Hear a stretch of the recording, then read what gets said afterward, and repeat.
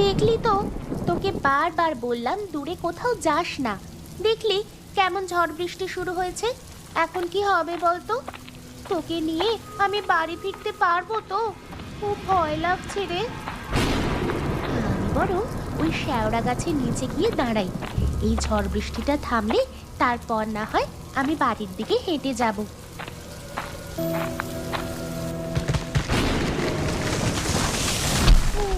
ওরে বাবা রে, এই গাছের ডালটা কি ভেঙে পড়বে নাকি? আমার মনে হচ্ছে এখানে দাঁড়ানো আমার উচিত হয়নি। ওরে বাবা, ওরে বাবা রে, ওটা কি? আমাদের ছেড়ে দাও দয়া করে। আমরা খুব বিপদে পড়ে এখানে এসে পৌঁছেছি। দয়া করে আমাদের ছেড়ে দাও। হাতের ছাগলটিকে আমার দিকে বাড়িয়ে দে। দয়া করে এরকম করো না। ও আমার খুব প্রিয় ছাগল। তুমি তুমি ওকে নিয়ে কি করবে? সেটা এক্ষুনি তুই নিজের চোখের সামনে দেখতে পাবি।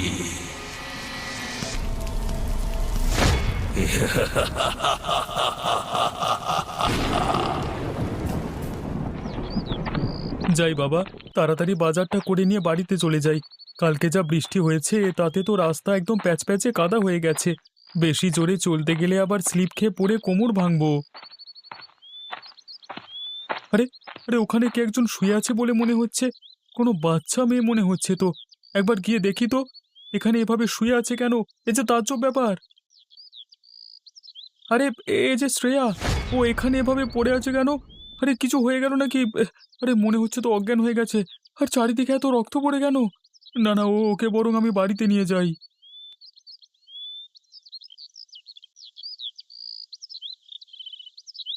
আরে শ্রেয়া মা, তোর কি হলো কি? এভাবে তুই গাছের তলায় অজ্ঞান হয়ে পড়েছিলিস কেন? কাকা, কালকে রাতে আমি আমার ছাগলটাকে নিয়ে ফিরছিলাম মাঠ থেকে। এমন সময় ভীষণ ঝড় উঠেছিল। তারপর আমি শ্যাওড়া গাছতলায় দাঁড়িয়েছিলাম। তারপর কি হয়েছে রে মা? হঠাৎ আমি দেখলাম গাছ থেকে একটা ভয়ানক দেখতে কি যেন নেমে এলো। ও এসে আমার হাত থেকে ছাগলটাকে ছিনিয়ে নিয়ে আমার সামনে চিবিয়ে চিবিয়ে খেয়ে ফেললো। বলিস কি রে, এ কথা সত্যি নাকি? হ্যাঁ কাকা, আমি একদম সত্যি বলছি। ওর চোখগুলো লাল লাল, যেন আগুনের মতো জ্বলছে। তাহলে তো এ খুব খারাপ কথা। হঠাৎ করে আমাদের গ্রামে কি ভূতের উপদ্রব হতে শুরু করলো? হ্যাঁ কাকা, ওকে আমি চোখের সামনে দেখলাম। তারপরে আমি এই অজ্ঞান হয়ে গেছিলাম। আমার মনে হয় কাকা, ও ওই গাছেই থাকছে। বেশ, তাহলে আমাকে একবার গিয়ে দেখতে হয় তো। না কাকা, ওই ভুলটা করো না তুমি। ওই ভূত যদি তোমার কোনো ক্ষতি করে দেয়। ক্ষতি করলে আর কি করা যাবে, কিন্তু তাতেও আমাকে একবার গিয়ে দেখতে হবে ব্যাপারটা কি হয়েছে। কিন্তু যাই বলিস শ্রেয়া, আমি তো প্রত্যেক দিন রাতে ওই গাছে তলা দিয়ে আসি। আচ্ছা, কালকের বারটা কি ছিল বলতো? কালকে ছিল কালকে ছিল শনিবার। না না না না, শনিবার তো আমার ছুটি থাকে। তাই শনিবার দিন তো আমার ওই পথ দিয়ে আসা হয় না। ঠিক আছে, আমি এরপর তবে শনিবার দিন গিয়ে দেখব, কেমন? হ্যাঁ গো, আমরা কি সারা জীবনে কোনো ছেলেপুলের মুখ দেখতে পারবো না? আমাদের অভাব কি আছে বলো? ওপরওয়ালা কি আমাদের সন্তান সুখ থেকে সারা জীবন বঞ্চিত রাখবেন? সেটা তো আমিও বুঝতে পারছি না গিন্নি। সত্যি আমাদের ভাগ্য যে এত খারাপ আমরা বুঝতে পারিনি। সারা জীবনে যা চেয়েছি তাই পেয়েছি, কিন্তু এসব কার জন্য করেছি বলো তো? আমাদের যদি কোনো বংশধরী না হলো তাহলে এসব পাওয়ার তো কোনো মানে হয় না। তুমি কিছু একটা করো। অনেক তো ডাক্তার দেখানো হলো, কিন্তু তারা তো কিছুই বুঝতে পারছে না। আমরা যদি কোনো সাধু গুণিনের কাছে যাই। এসব তুমি কি বলছো গিন্নি? এখনকার যুগে এসব অন্ধবিশ্বাস নিয়ে তুমি চলো কিভাবে? তাহলে তোমার কথা অনুযায়ী আমি তো অনেক ডাক্তার দেখালাম, তারা কিছু করতে পারলো না কেন? তোমাকে আরও ডাক্তার দেখাবো? আমার কি পয়সার অভাব আছে নাকি? সারা জীবন ওই করে যাও, দেখবে আমরা কোনো দিনই সন্তান সুখ ভোগ করব না। তুমি একবার তোমার বিশ্বাসটাকে দূরে সরিয়ে রেখে চলোই না আমার সাথে কোনো সাধু বা গুণিনের কাছে। তারা নিশ্চয়ই এর কোনো না কোনো উপায় বলে দিতে পারবেন। আবার কিন্তু এসব ভণ্ড লোকেদের একদমই বিশ্বাস হয় না। ঠিক আছে গিন্নি, তুমি যখন এত করে বলছো, তখন আমি অবশ্যই কোনো সাধুর কাছে একবার নিয়ে যাব তোমাকে। ভৈরবদা, ভৈরবদা বাড়িতে আছেন? আমাদের একটু প্রয়োজন ছিল, বাড়িতে আছেন কি? কে চাই তোর? এখানে কেন এসেছিস? আর এই মেয়েকে কেন বার করেছিস? দাদা, খুব বিপদে পড়ে আপনার কাছে এসেছি, দয়া করে একবার ভেতরে যাওয়ার অনুমতি দিন। আয় ভেতরে আয়।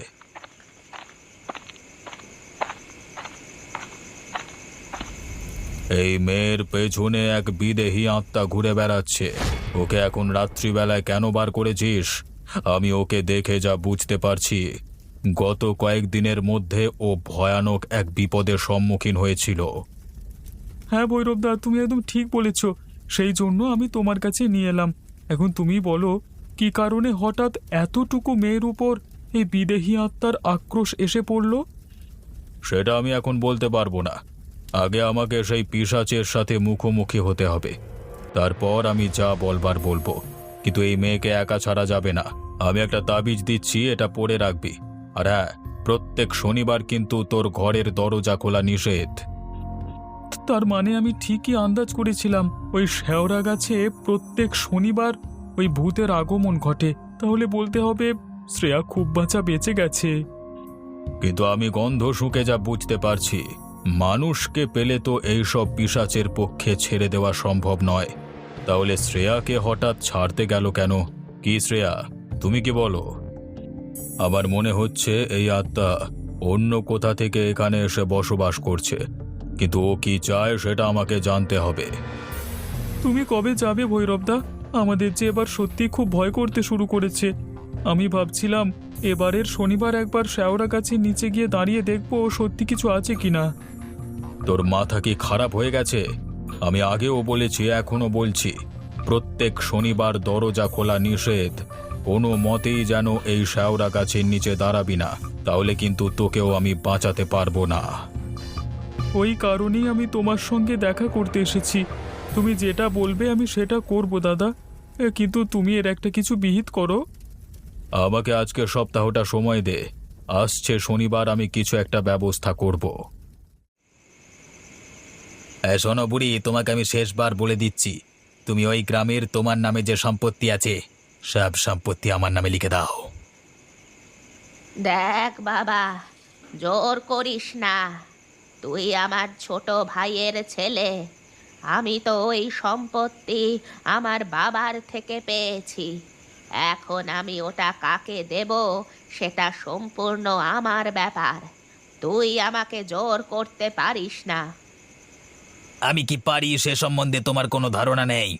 আমি যদি আমার দলের লোকজনদের একবার বলি না, তাহলে রাত্রিবেলা এসে তোমাকে গায়েব করে দিয়ে চলে যাবে, ঠিক আছে? আর তোমার সম্পত্তি নেওয়া তো চারটিখানি ব্যাপার আমার কাছে। অতএব ভালোই ভালোই বলছি, যদি নিজের জীবন রক্ষা করতে চাও তাহলে তোমার ওই বাপের বাড়ির সম্পত্তি আমার নামে লিখে দাও, ঠিক আছে? তুই একটা বেয়াদব শয়তান ছেলে। তুই নিজের বাবাকেই দেখিস না, মা বাবাকে কষ্ট দিস। তুই কি ভাবলি আমি কিছুই জানি না? তুই যতই আমাকে জোর করিস না কেন, আমি একটা সম্পত্তিও তোর নামে লিখে দেব না। ঠিক আছে বুড়ি, তাহলে তোর শেষ দিন খুব তাড়াতাড়ি আসবে। আমি এখন চললাম। এই রাত্রিবেলায় যাস না। এসেছিস যখন আজকের রাতটা কাটিয়ে যা। চুপ সালা বুড়ি, আবার আদিক্ষেতা দেখানো হচ্ছে, জুতো মেরে গরুদান করছে সালা।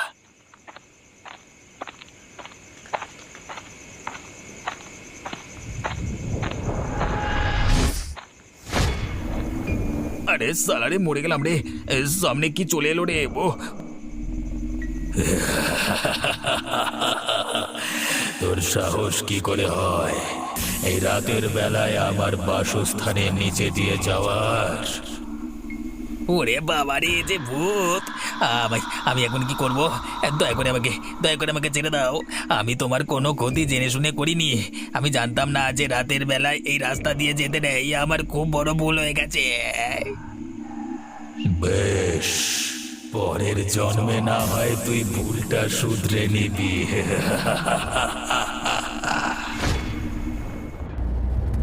তুমি আবার সেই কোন অজ পাড়াগাঁয়ে নিয়ে চলে এলে বলো তো? আমার না তোমাকে ভীষণ রাগ ধরে এই জন্য। এখানে তুমি সাধু কোথায় পাবে? আমার গায়ে ভৈরবদা ছিলেন, আমি জানি উনি হয়তো আমাদের কিছু উপকার করতে পারেন। তোমার সেই এক কথা। যাক, তোমার সঙ্গে যখন বেরিয়ে এসেছি তখন আমি আর মাথা গরম করব না।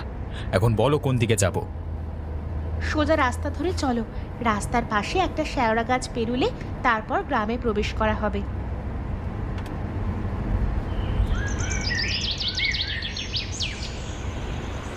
ওই যে দেখো, শেওড়া গাছটা দেখা যাচ্ছে। আরে আরে, এই গাড়িটার আবার কি হলো? এই সময় বন্ধ হয়ে গেল কেন এভাবে? এই তো অঘটনটা ঘটালে, এবার এখন কি হবে? এদিকে তো রাত নেমে এসেছে, আর এখানে তো কোনো গ্যারেজ আছে বলে আমার মনে হয় না। কিন্নি, আমি কি করব? আমি কি জানতাম যে এই সময় খারাপ হবে গাড়িটা? সবকিছু তো ঠিকই ছিল। আমি তো অফিস থেকে ফিরলাম আজকে, কিন্তু এখন কি হলো? দাঁড়াও তো একবার নেমে দেখি।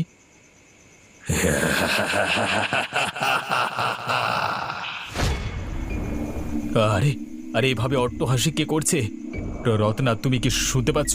এভাবে কে কে হাসছে? কোনো চোর ডাকাত নয় তো? ও গো, তুমি গাড়ির ভেতরে উঠে এসো। আমার মনে হচ্ছে অন্য কোনো ব্যাপার। আমার খুব ভয় করছে। ফাঁসিয়ে দিলে গো, ফাঁসিয়ে দিলে। সত্যি বাবা, এখন কি করবো এবার? এখন যদি চোর ডাকাত এসে আমাদের সবকিছু লুট করে নিয়ে চলে যায় তাহলে কি হবে? আমি বুঝতে পারিনি গো, হঠাৎ করে আমরা এই বিপদের মধ্যে পড়ে যাব। আরে আরে, ওটা কি? ওরে বাবারে, এ যে মনে হচ্ছে ভূত। হ্যাঁ, এখন কি শেষ পর্যন্ত ভূতের হাতে প্রাণটা দিতে হবে? হে ওপরওয়ালা, আমাদের তুমি রক্ষা করো, আমাদের এই বিপদের হাত থেকে বাঁচাও। কেউ তোদের বাঁচাতে পারবে না। এখন তোরা আমার হাতে প্রাণ দিবি। এই যে গাড়িটা চালু হয়ে গেছে, তাড়াতাড়ি এখান থেকে পালিয়ে চলো, না হলে ও আমাদের মেরে ফেলবে। বাপরে বাপ, এই যুগে যে এমন ভৌতিক ঘটনার সম্মুখীন হব আমি ভাবতে পারিনি। সত্যি সত্যি, এও কি সম্ভব? তাহলে বুঝলে তো, পৃথিবীতে এমন কত কিছু আছে যা কিছু আমাদের জানার বাইরে, আর তুমি এসব অন্ধবিশ্বাস বলে উড়িয়ে দাও। না না না, আমি ভুল করেছি। সত্যি এই পৃথিবীর রহস্য আমাদের সবার কাছে অজানা। স্বল্প জ্ঞান নিয়ে হেয় করা উচিত নয়। তুমি যেন কোন দাদার কথা বলছিলে, চলো সেখানেই যাওয়া যাক। আপনাদের ঠিক চিনতে পারলাম না তো। আপনারা? ভৈরবদা, আমাকে চিনতে পারছো না? আমি রত্না, খুব বিপদে পড়ে তোমার কাছে এসেছি। আরে রত্না, তুই কতদিন বাদ এখানে এলি? তাই আয়, ভেতরে আয়। আচ্ছা, একটা কথা বলতো, তোরা আসবার পথে কোনো ভয়ানক বিপদে পড়েছিলিস তাই না? আপনি কি করে জানলেন? আমি এমন সব কিছুই জানতে পারি বা দেখতে পাই যা সাধারণ মানুষেরা দেখতে পায় না। এখন বল, আমি কি সত্যি বলছি? তুমি একদম সত্যি বলেছো ভৈরবদা। ওই শেওড়া গাছের নিচে হঠাৎ করে আমাদের গাড়িটা বন্ধ হয়ে যায়। তারপর আমরা দেখি শেওড়া গাছ থেকে একটা ভয়ানক মূর্তি নেমে এসে আমাদের গাড়ির সামনে আমাদেরকে আক্রমণ করে মেরে ফেলবার ধান্দা করছিল। না, এবার দেখছি আমাকে কিছু একটা ব্যবস্থা নিতেই হবে। এর আগের দিন একটা মানুষকে মেরেছে সে। একটা বাপ মা মরা ছোট মেয়ে তার খপ্পরে পড়েছিল। ভাগ্যের জোরে সেখান থেকে বেঁচে ফিরেছে। বাপ মা মরা ছোট মেয়ে? গিন্নি, আমাদের কথাটা একবার বলো, কি কারণে আমরা এসেছি? হ্যাঁ দাদা, আমরা যে বিষয়ে তোমার সাথে আলোচনা করতে এসেছি। এই গাছে কে থাকিস? আমার সামনে এসে দেখা দে। সাহস থাকলে আমার সামনে আয়। এখান থেকে চলে যা, না হলে তোর প্রাণ আজকে আর বাঁচবে না। এই বৃদ্ধ বয়সে আমি আর কাউকে ভয় পাই না। তবে আমি জানতে এসেছি তুই কে। আগে তো এই গাছে কোনোদিন কেউ থাকতো না, তুই এলি কোথা থেকে? কালকে যে তোর উপর আক্রমণ করতে এসেছিল তাকে আমি মেরে তোর উপকার করেছি। তার জন্য তুই আমাকে ধন্যবাদ জানিয়ে যত তাড়াতাড়ি পারি সেখান থেকে চলে যা। আমি যাব না, তোমাকে বলতেই হবে তুমি কোথা থেকে এখানে এসেছো আর এইভাবে মানুষের ক্ষতি করে বেড়াচ্ছ কেন। আমি তো তোমাকে বলিনি আমার ভাইয়ের ছেলেকে মারতে, তাহলে তুমি মারলে কেন? এই শেওড়া গাছের নিচে রাত্রিবেলায় যেই একা যাবে তাদেরকে আমি ছাড়বো না। সকলকে মেরে আমি রক্ত মাংস চিবিয়ে খাবো। তাহলে আমাকেও মেরে ফেলো, আমাকে বাঁচিয়ে রেখেছো কেন? তুমি বাকিদের মতো নিষ্ঠুর নও, তোমার মধ্যে সরলতা আছে। তুমি বিপদে সকলকে সাহায্য করো, তাই আমি চাইলেও তোমাকে মারতে পারবো না। তুমি এখান থেকে এসো, আমাকে বিরক্ত করো না। আদু, বাড়িতে আছিস? বেরিয়ে আয় একবার, খুব দরকার আছে। আরে ভৈরবদা, তুমি এখানে কি করছো? আর এনারা কারা? এনারা শহর থেকে এসেছেন। আমাদের এক্ষুনি একবার শ্রেয়াদের বাড়ি যেতে হবে। শ্রেয়াদের বাড়ি কেন দাদা? ওখানে গিয়ে কি করবে? এনারা শ্রেয়াকে নিয়ে যেতে চান। শ্রেয়ার বাবা মা নেই তো, তাই এনাদের কাছে গেলে আশা করছি ও খুব ভালো থাকবে। কিন্তু দাদা, শনিবার তো তুমি দরজা খুলতে বারণ করেছো, তাহলে কি আমরা ঘর থেকে বেরোবো? আমি আছি তো, তোর কোনো চিন্তা নেই। তোদের গায়ে কেউ হাত দিতে পারবে না। তবে আমাদের শ্রেয়ার কাছে যেতে হবে। আজকে রাতটা থাক না দাদা, কালকে সকালেই বরং। তুই বুঝতে পারছিস না, আজকে রাতেই শ্রেয়ার সঙ্গে কথা বলতে হবে। যদি শ্রেয়া রাজি হয় তবে এনারা আজকেই তাকে নিয়ে চলে যাবে। ঠিক আছে দাদা, চলো তবে। এগি শ্রেয়া এখান থেকে গেল কোথায়? আরে আরে এই তাবিজটা তো আমি ওকে দিয়েছিলাম, ও হাত থেকে খুলেছে কেন? আর এখানে মনে হচ্ছে সেই অশরীরী আত্মা এসেছিল। তার মানে অতটুকু বাচ্চা মেয়েকে আজকে সে ঘর থেকে তুলে নিয়ে গেছে? আমাদের এক্ষুনি শেওড়া গাছের তলায় যেতে হবে, আর এক মুহূর্ত এখানে নয়। তুমি এখানে কেন এসেছো? আর এইভাবে মানুষগুলোকে মারছো কেন? ওদেরও তো কষ্ট হয়। ও তুমি বুঝবে না, আমাকেও একটা লোক অনেক কষ্ট দিয়ে মেরেছে। তারপর আমার দেহকে নদীর জলে ভাসিয়ে দিয়েছে। শনিবারের রাত ছিল সেটা, আমি অফিস থেকে ফিরছিলাম, সেই সময় আমাকে খুন করে। কিন্তু তুমি নিরীহ মানুষগুলোকে মেরে কি ভালো কাজ করছো? আমার প্রিয় ছাগলকে তুমি মেরে দিলে, আমি তো একা হয়ে গেলাম। আমি রাগে মাথা ঠিক রাখতে পারিনি, তাই কি মারছি কাকে মারছি কিছুই হুঁশ থাকে না। একটা কথা বলবো? হ্যাঁ বলো। তুমি যে আমার কাছে প্রতিদিন আসো আমার খুব ভালো লাগে।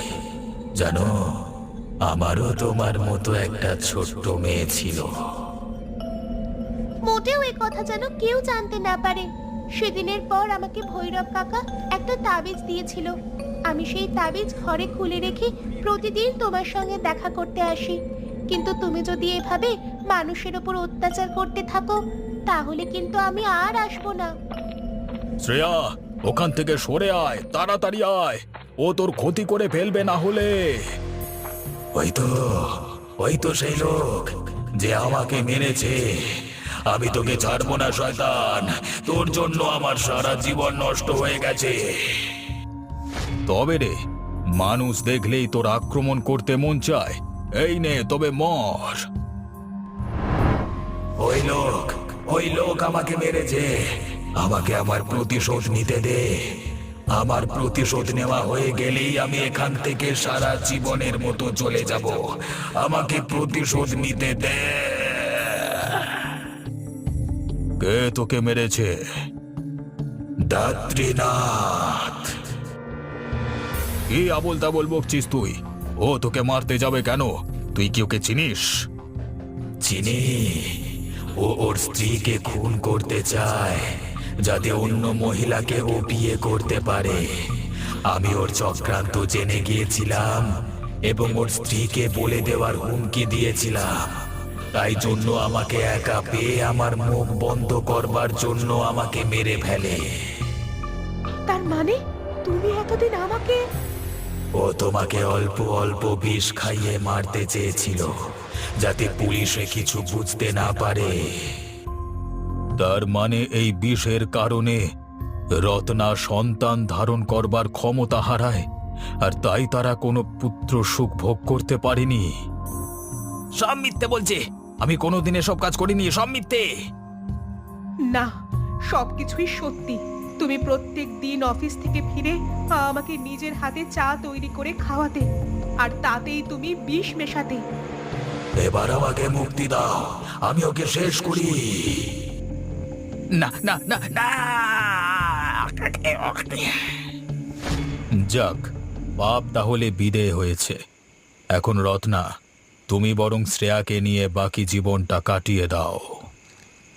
আমি সারা জীবন ওদিকে বিপদের হাত থেকে মুক্ত রাখবো।